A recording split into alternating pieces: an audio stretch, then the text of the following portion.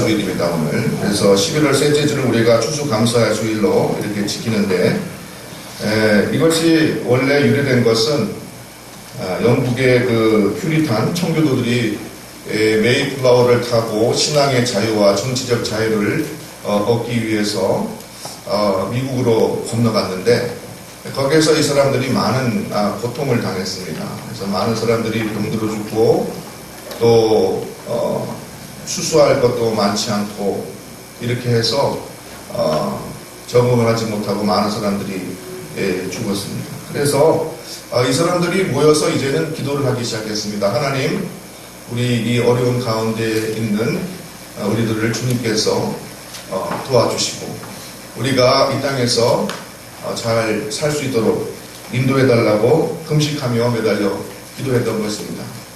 그런데 이 금식 기도를 놓고 의논하는 자리에서 한 농부가 그렇게 얘기를 했다는 것입니다. 비록 농사가 흉년들고 우리 형제 자매들이 병으로 쓰러지는 어려움을 겪었지만은 이러한 가운데도 우리가 감사할 게 있지 않겠는가 라고 말하면서, 우리가 비록 힘든 환경에서 척박한 땅에서 어렵게 삶을 시작했지만 그래도 우리에게는 신앙의 자유가 주어졌고 또 정치적인 자유가 주어졌고 우리 앞에는 드넓은 땅이 펼쳐져 있지 않은가, 우리 앞에 놀라운 가능성이 펼쳐져 있지 않은가 라고 말하면서, 우리가 금식하는 대신에 감사 기간을 정하고 하나님께 감사를 드리는 그러한 절기를 지키는 것이 어떻겠습니까 해서 시작된 것이 추수감사절의 기원이라고 합니다. 오늘날 우리 교회도 추수감사절을 11월 셋째 주에 보통 많이 지키고 있습니다. 어떤 교회에서는 이것이 우리나라의 실정과 맞지 않는다 하여서 추석을 전후한 때에 추수감사절을 옮겨드리기도 합니다. 그러나 중요한 것은 무엇인가? 이 추수감사절이라는 것은 한 해를 마무리하면서 우리가 지난 1년 동안 우리에게 베푸르신 하나님의 은혜를 생각하고 그 은혜에 감사할 뿐만 아니라 우리가 많은 사람들과 함께 더불어 이것을 나누는 이러한 절기로 우리가 기념해야 될 줄로 믿습니다. 더구나 교회력에 의하면은 올해는 어떻게 보면 이번 주가 올해의 마지막 주일입니다. 왜냐하면 이 다음 주부터 대림절이 시작되는데, 대림절은 주님께서 오시는 성탄절, 그거 4주 전부터 해가지고 주님의 오심을 기다리는 날이기 때문에 그렇습니다. 그래서 교회력에서는 대림절로부터 새해가 시작되는 걸로 그렇게 간주를 합니다. 우리가 주님을 기다리면서 새해를 시작하는 것입니다. 그렇게 해서 성찬절 지나고 그 다음에 주현절, 부활절 이렇게 해서 한 해가 지나가는 것입니다. 그리고 마지막에 추수감사주의를 맞으면서 우리가 한 해를 결산하고 뒤돌아보고 하나님께 감사하고 또 열매 맺도록 우리가 한다는 것은 참으로 의미 있는 일이다, 그런 생각을 하게 됩니다. 우리가 감사를 회복하는 절기가 되고 하나님의 은혜를 다시 한번 생각하는 오늘 주일이 되기를 주의 이름으로 축복드립니다. 어떤 어머니가 7살 날 아들을 데리고 이웃집에 놀러 갔다고 합니다. 이웃집에 놀러 갔더니 이웃집 아주머니가 그 아이에게 사과를 건네주었습니다. 사과를 건네주니까 이 아이가 얼른 그것을 받아가지고 달려갑니다. 그러니까 그 어머니가 무안해서, 얘야, 사과를 받았으면 사과를 준 분한테 뭐라고 얘기를 해야지. 그랬더니 그 아이가 그 아주머니에게 닦아주세요 그랬답니다. 닦아주세요. 여러분, 우리가 감사할 줄 아는 마음을 가져야 됩니다. 조그마한 것이라도 받았으면 감사합니다 라고 말하는 사람이 복된 사람인 줄로 믿습니다. 우리 아이들이 감사하는 것을 어려서부터 배우기를 바랍니다. 여러분, 우리는 너무나 소중한 것들, 조그마한 것들을 무시하고 그까짓 거, 흔하게 있는 거 그렇게 생각하지만 사실 그 조그마한 것 하나를 감사할 때 우리는 10가지, 100가지 더 감사할 조건이 많이 생기는 축복을 얻게 되는 줄로 믿습니다. 감사합니다, 감사합니다, 감사합니다. 그 말을 입에 대내시고 또 하시는 여러분들 되시기를 바라겠습니다. 여러분 부모에게 감사하고 자녀들에게 감사하고 가족들에게 감사하고 친구들에게 감사하고 무엇보다도 이러한 모든 아름다운 것들 우리에게 허락하시고 아름다운 가정, 자녀, 부모를 허락하시고 또 아름다운 것을 주시고 또 먹을 것도 주신 하나님께 감사하시는 저와 여러분 되기를 주의 이름으로 축복드립니다. 그런 의미에서 옆에 분들한테 감사합니다. 지난 1년 동안 내 옆에 있어 주셔서 감사합니다. 감사합니다. 감사합니다. 하나님께 감사, 옆에 있는 분들에게 감사와 영광을 돌리는 저와 여러분 되기를 바랍니다. 하박국은 7세기, 주전 7세기 예언자입니다. 주전 7세기라고 하면은 아마 하박국은 요시야 왕의 때로부터 시작해서 요아스, 그리고 요아김, 시드기야에 이르기까지 유다 왕국이 멸망해 가는 것을 바라본 그러한 예언자일 것입니다. 요시야 왕은 어떤 왕입니까? 그 아버지는 아몬이라는 왕이고 그 할아버지는 므낫세입니다. 이 므낫세는 유다 왕들 중에서도 남쪽 유다 왕들 중에서도 가장 사악하기로 이름난 왕입니다. 그 할아버지 굉장히 악한 왕이었고 그 아버지 아몬도 그다지 좋은 왕이 못 되었습니다. 하나님을 떠나서 우상을 숭배하고 죄를 짓던 그러한 아버지와 할아버지를 둔 그런 아들이었습니다. 이 사람은 8살에 유대의 왕으로 등극했습니다. 그리고 나서 8살에 무슨 정치를 했겠어요. 다른 사람들이 수렴 총정을 하든지 하다가 이제 성년이 되어서 정치를 들고 나서는 어떻게 했습니까? 이 요시야 왕은 그 할아버지 아버지와는 달리 이스라엘의 종교를 개혁하는 조치를 취했습니다. 그래서 모든 우상을 혁파하고 율법을 연구하고 하나님의 말씀을 바로 세우고 이스라엘 백성들이 하나님의 말씀대로 살도록 그렇게 지도한 왕입니다. 그래서 남유다의 왕들 중에서 요시야는 가장 존경받고 성경에서 참 선한 왕으로, 좋은 왕으로, 하나님의 뜻에 합한 왕으로 인정받은 그런 왕이었습니다. 그러나 그 시대의 상황은 굉장히 불안했습니다. 그래서 아시리아라는 거대한 제국이 이제 점점 몰락해가는 과정에 있었고 아직 바벨론이라는 나라는 강대국이 되지 못한 그러한 이제 한참 태동하는 그러한 시대였습니다. 이러다 보니까 그 시대에 그 지역의 패권을 차지하기 위해서 다른 나라, 다시 말해서 애굽이라는 나라가 잠시 이제 그 힘을 키워서 아시리아에게 대적하는 그러한 때였습니다. 그러나 아무리 아시리아가 이제 패망해가는 그러한 쇠락해가는 그런 길을 걷던 제국에서도 이미 큰 제국이었기 때문에 애굽은 거기에 상대하기가 힘들었습니다. 그러나 그럼에도 불구하고 애굽은 이 격변기를 틈타서 고대 근동 팔레스틴 지역에 패권을 찾기 위해서 들어왔던 것입니다. 이러한 어수선한 가운데 이 요시야 왕은 애국과의 전쟁에 나설 수밖에 없게 되었습니다. 아시리아의 압력이 있었든지 해가지고 이제 애국과의 전쟁에 나갔는데 그 애국에서 어떻게 됐냐? 전쟁에서 이 요시야 왕이 전사하고 맙니다. 애국 왕 바로 누구가 요시야 왕을 전쟁에서 죽이고 그를 이어서 왕이 되었던 요아스를 폐위시키고 요시야의 아들 중 다른 아들 엘리야김을 왕으로 세워서 그 사람의 이름을 여호와김이라 이렇게 이름을 개명시켜서 왕자리에 앉히고 요아스는 애국으로 끌고 간 것입니다. 그래서 이스라엘 나라는 다시 혼돈의 시기를 맞이하게 됩니다. 요시야가 기껏 어렵게 힘들게 종교를 개혁하고 하나님의 말씀을 다시 세우고 이스라엘 백성들을 다시 하나님의 말씀대로 살도록 그렇게 인도하였지만 그 아들과 그 후대에는 다시 하나님의 말씀을 떠나서 율법을 어기고 우상을 숭배하고 악한 길로 접어드는 그러한 시대를 바로 이 하박국 선지자가 보았습니다. 이러한 하박국 선지자가 이러한 상황을 보면서 하나님 앞에 기도를 했는데 하나님에 대한 기도는 우리가 대화라고 했지만은 하박국이 그것을 여실하게 보여줍니다. 하나님께 질문하고 하나님께서 하박국의 기도에 응답하시고 다시 거기에 대해서 하박국이 질문하고 하나님께서 다시 응답하시는 이러한 과정을 통해서 하박국은 하나님을 만나고 하나님의 뜻이 어디에 있는 것을 발견하고 오늘 읽은 감사의 기도를 하기에 이르는 것입니다. 오늘 하박국서 1장에 보면은 하박국이 다음과 같이 하나님께 이야기합니다. 여호와여, 1장 2절부터 4절까지 이렇게 말합니다. 여호와여, 내가 부르짖어도 주께서 듣지 아니하시니 어느 때까지리까? 내가 강포로 말미암아 외쳐도 주께서 구원하지 아니하시나이까? 어찌하여 내게 죄악을 보게 하시며 폐역을 눈으로 보게 하시나이까? 겁탈과 강포가 내 앞에 있고 변론과 분쟁이 일어났나이다. 이러므로 율법이 회개하고 정의가 전혀 실행되지 못하오니 이는 악인이 의인을 애워쌌으므로 정의가 굳게 행하여 짐입니다. 여러분, 우리는 이러한 의문들을 종종 가지며 살게 됩니다.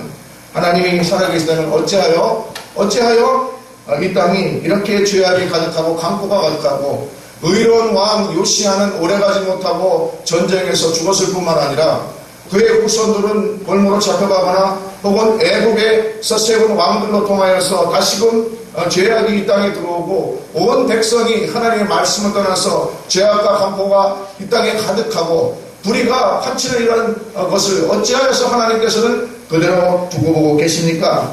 라고 하박국은 하나님께 기도하며 질문하는 것입니다. 오늘날 이러한 상황을 우리들 많이 경험하는 것입니다. 어찌하여 하나님께서 살아계시는데 이 땅에 이러한 불의와 강포가 있나이까? 이러한 불의와 강포에 대한 문제는 욥기에서 우리가 더 자세히 볼 수 있습니다. 욥기는 대표적으로 하나님께서 정말로 의로우신다면 어떻게 해서 의인이 고난받고 불의한 자들이 저렇게 잘 되는가라는 이러한 문제에 대한 질문과 대답이 있는 것이 바로 욥기입니다. 욥기를 보면은 욥은 당대의 의인이라고 했습니다. 그에게는 아내가 있었고 아들이 7명, 딸이 3명, 10명의 자녀가 있었습니다. 그리고 그에게는 풍부한 재산이 있었습니다. 성경을 보니까 양이 7,000마리이고 낙타가 3,000마리, 그리고 소가 500, 나귀가 500, 그리고 그 외에 많은 종들이 있었다. 그렇게 말하고 있습니다. 이 사람은 부자였습니다. 자녀들도 많았습니다. 정말로 하나님께서 축복받은 그러한 사람이었습니다. 하나님께서 의롭다 인정하신 사람이었습니다.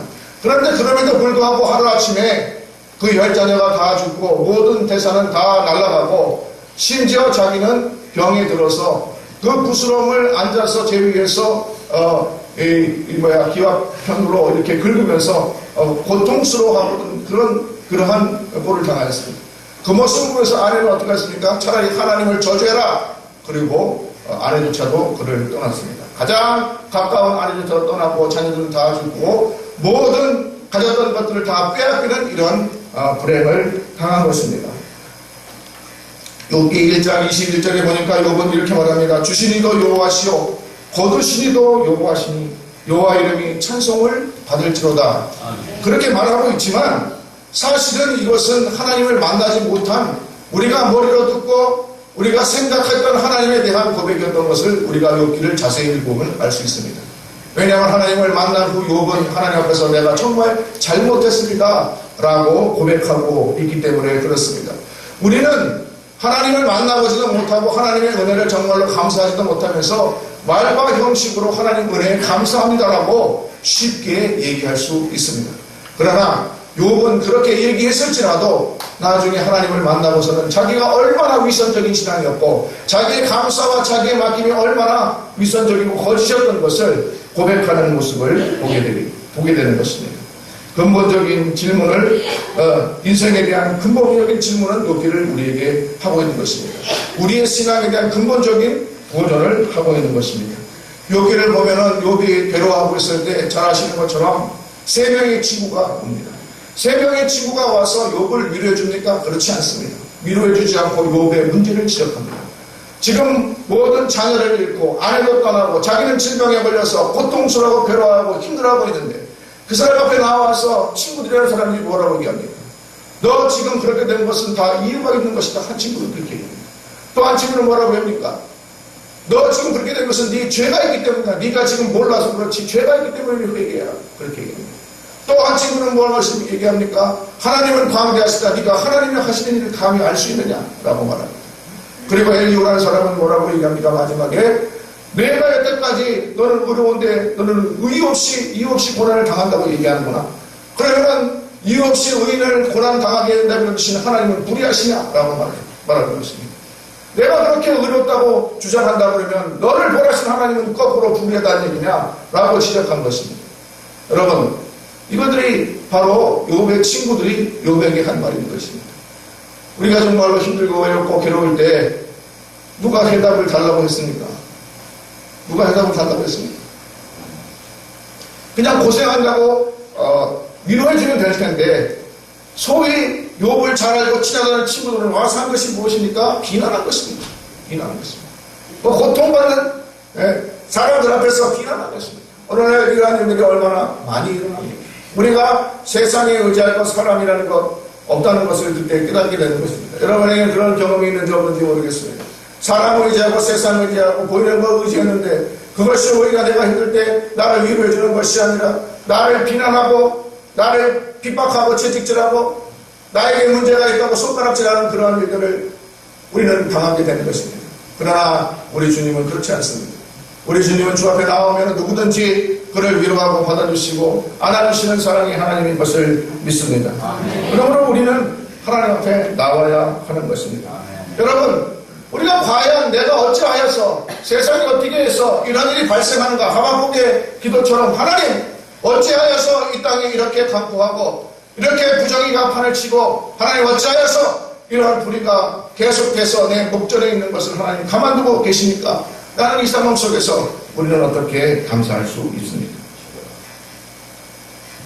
하박국은 불의한 민족의 상황을 앞두고 하나님께 부르셨습니다. 어찌하여 어느 때까지 이러한 불의함을 하나님께서는 두고 보시렵니까? 답답한 심정으로 기도했을 것입니다. 그러자 하나님께서 응답하십니다. 뭐라고 응답하십니까? 내가 갈대아인, 다시 말해서 바벨론, 이제 아직 시작도 안 된 이제 참 조그만 약속이기 때문에 바벨론을 들어서 장차 그 바벨론이 큰 나라가 되어서 그 나라를 통하여서 유대민족, 너희 악한 민족을 내가 징계하겠다, 벌하시겠다 라고 말씀하였던 것입니다. 그러니까 하박국이 다시 이 대답에 이의를 제기합니다. 하나님, 갈대아 민족 저들은 불의한 사람들입니다. 하나님을 모르는 백성들입니다. 저들을 통하여서 하나님께서 택하신 백성 유대민족을 벌하신다는 것이 말이 됩니까? 불의한 것을 통하여서 의로운 사람들을 징계하신다는 것이 말이 됩니까? 이것은 맞지 않습니다 라고 이의를 제기합니다. 여러분, 우리가 기도할 때 그렇지 않습니까? 우리는 내 뜻과 내 기준대로 기도할 때가 많습니다. 그래서 하나님께서 내 뜻에 맞지 않게 응답하시면 하나님 그건 불의합니다, 부당합니다, 어째서 그렇습니까? 라고 말할 때가 많은 것입니다. 그러나 그것은 우리의 생각입니다. 나만 의롭습니까? 나만 깨끗합니까? 나만 순전합니까? 하나님께서는 나만 사랑하시고 다른 사람들은, 내가 싫어하는 모든 사람들은 다 벌하셔야 되는 하나님입니다. 그렇지 않은 것입니다. 여러분, 우리가 하나님의 사랑을 나의 관점으로 좁혀서 생각하면 안 되는 것입니다. 하나님께서는 모든 사람들이 구원받기를 원하시는 줄로 믿습니다. 베드로 기자가 말한 것처럼 하나님께서는 모든 민족이 가급적이면 다 회개하고 구원받고 하나님의 자녀가 되기를 위하여서 지금도 기다리고 계시는 줄로 믿습니다. 천국에서는 회개할 것 없는 9마리 양보다 한 마리 양이, 한 영혼이, 한 죄인이 회개하고 돌아올 때 더욱더 기뻐한다, 그렇게 말씀하고 있는 것입니다. 여러분, 우리 그리스도의 사랑은 인간의 상식을 뛰어넘습니다. 여러분, 제가 여러분도 말씀드렸지만은 99마리 양이 있는데 한 마리 어린 양이 길을 잃었을 때 누가 그 한 마리 양을 찾아서 떠나겠습니까? 여러분 같으면 99마리가 그냥 자기 주인도 없이 목자도 없이 들에서 풀을 먹는 것을 방치해두고 한 마리 어린 양, 값어치도 없는 양, 그 양을 찾으러 나가겠습니까? 그것은 경제적으로 맞지 않는 얘기입니다. 상식적으로 맞지 않는 얘기입니다. 그러나 우리 주님은 뭐라고 말씀하십니까? 99마리인데 한 마리 양이 길을 잃고 나갔을 때 너희 중 누구 하나도 그 양을 찾으러 가지 않겠느냐 라고 말씀하십니다. 그러므로 우리는 하나님의 사랑을 나의 관점으로 좁혀서 생각해서는 안 되는 것입니다. 하나님께서 말씀하실 때 그것은 부당합니다, 나의 것에 맞지 않기 때문에 그것은 하나님 잘못된 것입니다, 말할 수 없는 것입니다. 하나님의 뜻은 우리의 생각보다 크고 우리의 마음과 다르다는 것을 우리가 인정해야 되는 것입니다. 하나님은 모든 백성들이, 온 인류가 구원받기를 지금도 원하시는 줄로 믿습니다. 하나님께서는 그의 사랑하는 백성들이 잘못된 길로 나아갈 때 불의한 것이라도 도구를 들어서서 그들을 징계하시고 그들이 바른 길로 나아가도록 인도하시는 하나님이신 줄로 믿습니다. 그러므로 이스라엘 역사를 볼 때 이스라엘 백성들이 잘못하고 회개하지 않고 우상 숭배하고 범죄하고 율법을 떠나서 잘못된 길로 나갈 때 주님께서는 한 번도 그들을 가만히 두신 적이 없습니다. 한 번도 가만히 두신 적이 없습니다. 반드시 이방 민족을 통해서나 무엇을 통해서나 들어서서 그것을 통해서도 그 백성들이 채찍질에서라도 그들이 바른 길로 나가도록 인도하셨다는 것을 여러분 기억하시기 바랍니다. 아멘. 우리 주님께서는 우리를 고아와 같이 내버려두지 않겠다고 말씀하십니다. 아멘. 자식이 잘못된 길로 가는데 그것을 방치해두는 것은 사랑이 아닌 것입니다. 그것은 무관심인 것입니다. 여러분, 자식이 잘못된 길로 나아갈 때 부모는 언제든지 바른 길로 갈 수 있도록 인도하는 것입니다. 아멘.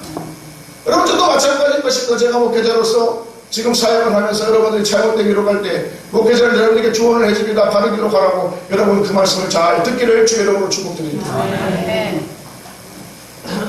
제가 뭐 여러분 잘못되라고 이렇게 하겠습니까? 여러분 이렇게는 저한테 남는 게 보인다고 그렇게 하겠습니다.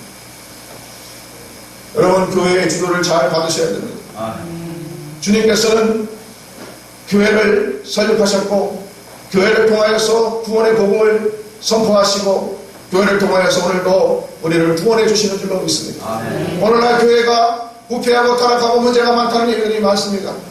그것을 제가 부정하는 것이 아닙니다. 문제가 많습니다. 회개할 것이 정말로 가득 쌓였습니다. 아멘.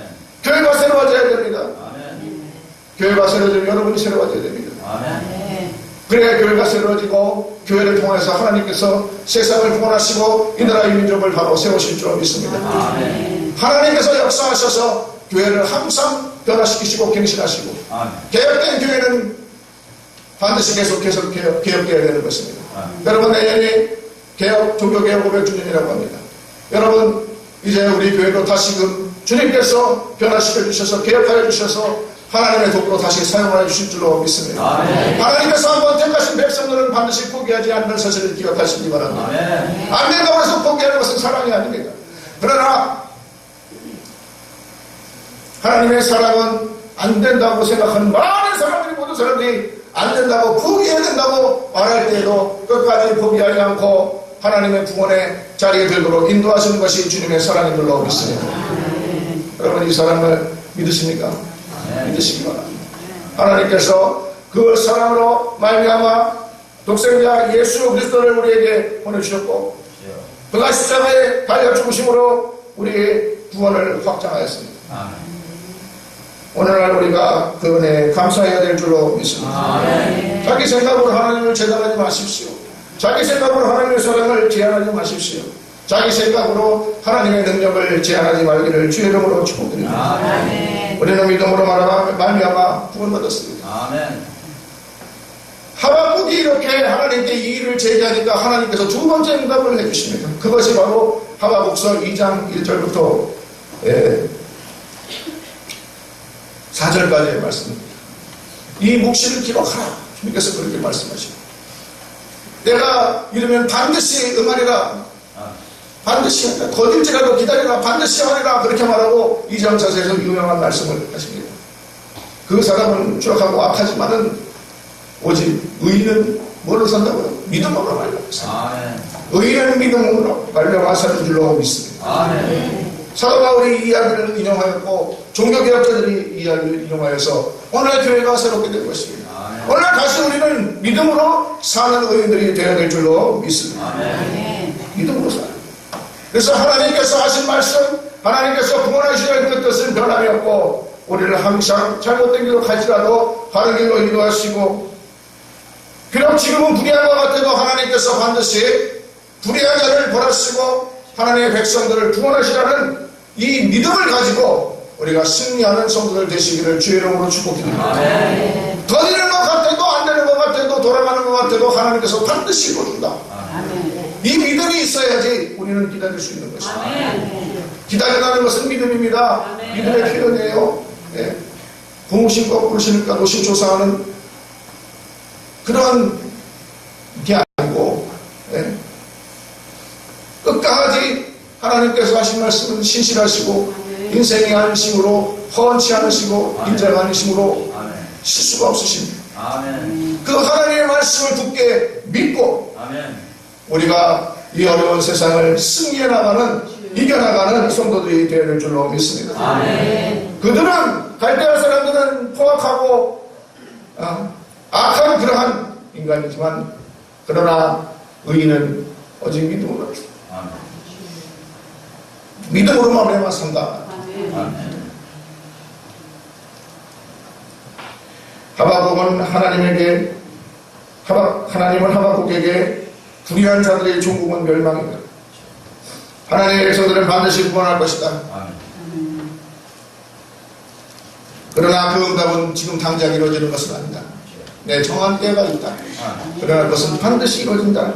그 응답을 받고 너는 이 묵시를 기록하면 때가 되면 반드시 이룰 것이고 더딜지라도 이루어질 것이니 너는 믿음으로 살아.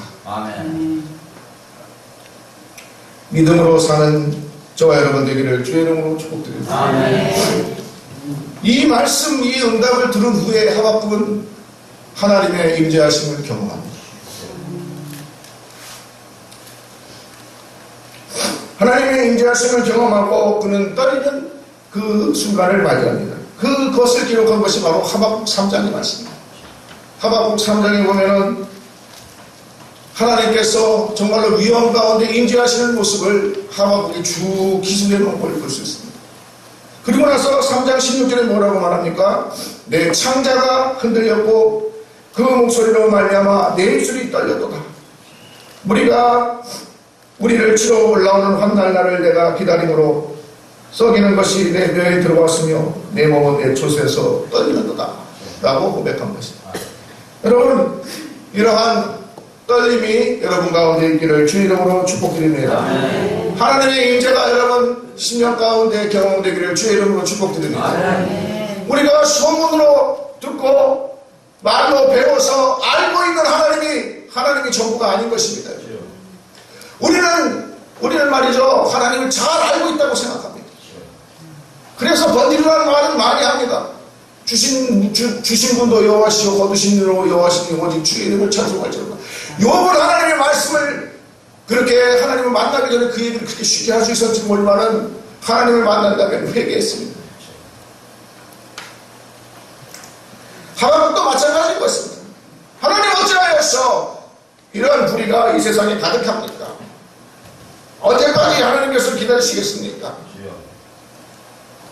하나님 어째서 불의한 자가 의로운 사람을 심판하는 것이 마땅합니까? 어떻게 해서 갈대아 사람들처럼 포함무덕한 바벨론 사람들을 들어서 선택하신 민족 유대인들을 멸하시겠다고 합니까? 의로운 백성 아닙니까? 그렇게 말합니다. 그러나 그것은 다 하나님 만나기 전에 인간적인 생각이고 자기 생각이었던 것입니다. 누가 누구를 의롭다고 했습니까? 하나님께서 의롭다고 해주지 않은 한 우리는 스스로 모르는 자가 한 명도 없는 것입니다. 성경에 이르기를 의인은 없나니 한 명도 없다고 했습니다. 스스로 어렵다 생각하면 안 되는 것입니다. 자기 스스로 어렵다 생각하고 자기가 알고 있던 하나님, 자기 머리로 생각하는 하나님, 자기가 드린 하나님을 그렇다고 생각하고 착각하면서 우리는 신앙생활하고 있는지도 모르겠습니다. 그러나 하나님을 만나는 체험이 없으면 그런 고백은 헛것이 되는 것입니다. 우리는 주님을 만나는 경험을 해야 됩니다. 주님의 임재 가운데 떨림을 경험해야 될 걸로 믿습니다. 하나님께서 살아계시는 것을 여러분 얼마나 알고 얼마나 여러분 체험하고 계십니까? 여러분 날마다 이러한 체험과 떨림과 두근거림이 여러분 삶 가운데 있기를 주의 이름으로 축복드립니다. 하박국의 감사는 그냥 이빠른 감사가 아닌 것입니다. 여러분. 그냥 인사치레하는 감사가 아니었던 것입니다. 여러분. 하박국은 하나님께서 임재하시는 것을 보고 그 떨림 가운데 감사를 할 수 있었습니다. 마치 욥이 전에 소문으로만 하나님을 알았으나 이제 하나님을 대면하고 하나님께 회개합니다라고 고백했던 것처럼 하박국도 마찬가지로 이제 하나님을 만나고 하나님의 임재하심 속에서 그가 정말로 이러한 환경 가운데서도 하나님께 감사할 수 있다는 것을 깨닫게 된 것입니다. 그것을 고백한 것이 바로 하박국서 3장의 말씀인 것입니다. 그래서 하박국서 3장 17절에서 19절 말씀을 우리가 한번 보겠습니다. 하박국서 3장 금방 읽은 거 한번 같이 보겠습니다. 거기 보면은 하박국이 다음과 같이 고백합니다. 비록 무화과 나무가 무성하지 못하며 포도나무에 열매가 없으며 감람나무에 소출이 없으며 밭에 먹을 것이 없으며 우리의 양이 없으며 양간에 소가 없을지라도 나는 여호와로 말미암아 즐거워하며 나의 구원의 하나님으로 말미암아 기뻐하리로다. 주 여호와는 나의 힘이시라. 나의 발에 사슴과 같이 하사 나를 나의 높은 곳으로 다니게 하시리로다. 이 감사는 말이죠, 그냥 이빠른 감사가 아닌 것입니다. 형식적으로 하는 감사가 아닌 것입니다. 우리가 친구들 만나면 항상 하는 말이 있죠. 언제 밥이나 같이 먹어. 이런 얘기가 아닌 것입니다. 하나님을 만나고 감사를 회복하시기를 주의 이름으로 축복드립니다. 아멘. 내가 소문으로 듣던 하나님, 내가 알고 있던 하나님, 내 머리에 지식적으로 알고 있던 하나님이 아닌 것입니다. 여러분이 만난 하나님, 그 하나님의 관계 속에서 우리는 이 가운데 또 하나님께서 나와 함께 하셨구나 하는 것을 깨닫고 감사가 회복되는 역사가 있기를 주의 이름으로 축복드립니다. 아멘.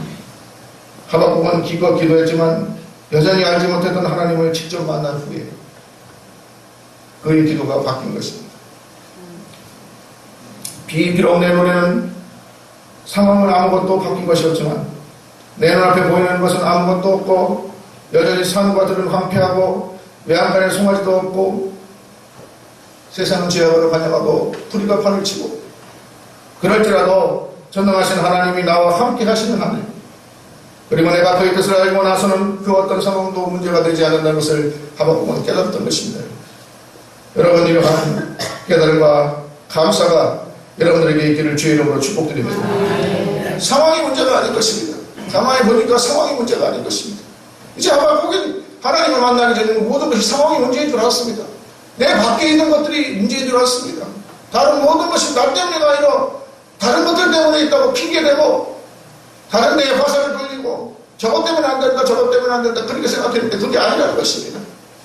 하나님께서 나와 함께 하시면 상황은 문제가 되지 않습니다.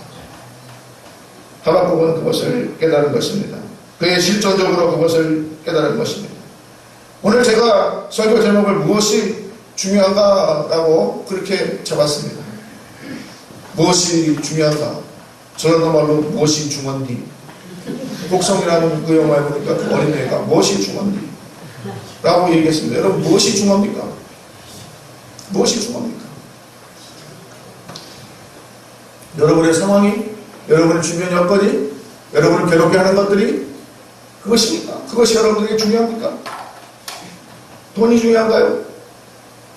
명예가 중요한가요? 성공이 중요한가요? 자녀가 잘 되는 것 중요한가요? 그것이 여러분들에게 중요한 것입니까? 하나님을 만나시기를 주의 이름으로 축복합니다. 아멘. 정말 중요한 것은 그것이 아니라 하나님께서 우리와 함께 하시는가, 그것이 문제인 줄로 믿습니다. 아멘. 욥도 그렇고 하박국도 그렇고 하나님을 만나기 전에는 불평불만이 많았고 정말로 왜 이런 일이 발생하는가 의문을 가졌지만 하나님을 만난 후에는 그것이 아니라는 것을 깨달을 것입니다. 여러분에게도 그러한 깨달음이 있기를 주의 이름으로 축복드립니다. 아멘. 무엇이 중요합니까? 오늘 우리가 어떻게 감사할 수 없는 상황 속에서 감사를 할 수 있습니까? 오늘 하박국의 기도를 통해서 여러분 깨달음이 있기를 주의 이름으로 축복드립니다. 그는 기도했습니다. 그리고 하나님의 응답을 기다렸습니다. 그리고 하나님께서 그와 함께 하신다는 것을 체험하고 감사할 수 있었습니다. 그리고 오늘 말씀처럼 이제 하나님께서 나의 힘이 되시고 10분 이렇게 말씀하죠. 주여는 나의 힘이시다. 나의 발을 사슴과 같게 하시나니 나를 높은 곳으로 다니게 하실 것이다. 하나님께서 이제 나와 함께 하실 것이고 내가 하나님과 통행하는 사람이 되었다는 고백이 여러분들에게로 있기를 주의 이름으로 축복드립니다. 아멘. 기도하겠습니다.